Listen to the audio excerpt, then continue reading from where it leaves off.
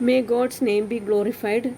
Greetings to all my dear sisters in the name of our Lord and Savior Jesus Christ, who is coming soon to take us with him. Let us read a verse from the Bible. 2 Timothy chapter 4 verse 8. I have fought the good fight. I have finished the race. I have kept the faith. Now there is in store for me the crown of righteousness, which the Lord, the righteous judge, will award to me on that day. Not only to me, but also to all who longed for his appearing. Few were running a race. Ivan was about to finish his race. I am going to be the first. A desire came into his mind to look around. First time it was okay. The second time his attention diverted, his neck got some pain, then he became second, then third. If he is looking in the finishing point, he would have won the race with the first prize. But he failed. We all have to run a race. There are some rules and regulations for how to run the race. We have to follow the instructions so that running will be easy for us. We are not allowed to look here and there. If you want to run the race, first thing, we have to throw the sin that entangles us. When we repent and accept Jesus Christ as our only personal Savior, we became children of God. Our name has been written in the book of life. We have eternal salvation, but daily, as written in 1 John chapter 2 verse 1 and 2. My dear children, I write this to you so that you will not sin. But if anybody does sin, we have one who speaks to the Father in our defense, Jesus Christ, the righteous one. He is the atoning sacrifice for our sins, and not only for ours, but also for the sin of the whole world. We have to daily cleanse us by the help of the Holy Spirit, because it is written that I write this to you so that you will not sin. But if anybody does sin, we have one who speaks to the Father in our defense. There is Jesus Christ, the righteous one. He is the atoning of sacrifice for our sins. So daily we have to cleanse us.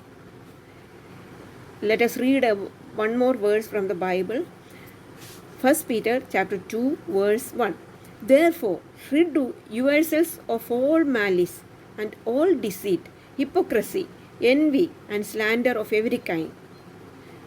Like newborn babies, crave pure spiritual milk. So, daily we have to rid all these sins so that we will not be entangled by sins. Second thing, we have to throw our burdens, our worries, and our problems, and everything that entangles us. First, we have seen we have to throw the sin that entangles us. Second thing, we have to throw everything that entangles us. We can put all our troubles, problems, hardship, tears, sufferings, worries, loneliness, everything. We have to put it or throw to Jesus, our Savior, who is always ready and willing to take and comfort us. There is no need for us to carry all these burdens, because we will not be able to carry all these burdens while we are running. There is no need for us to carry all these things. With all these things, we cannot run efficiently.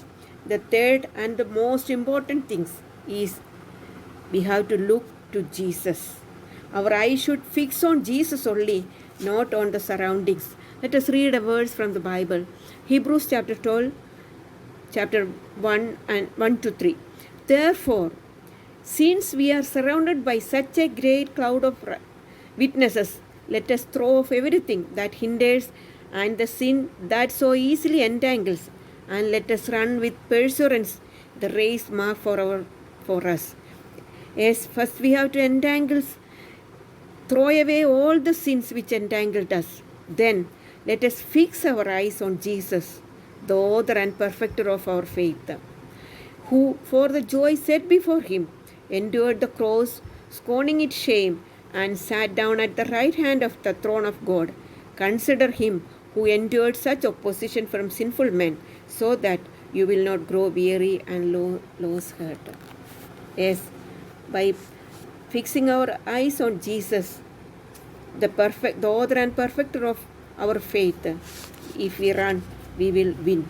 May God help us to run the race according to the rules and regulations for which God has given to us. May His name be glorified.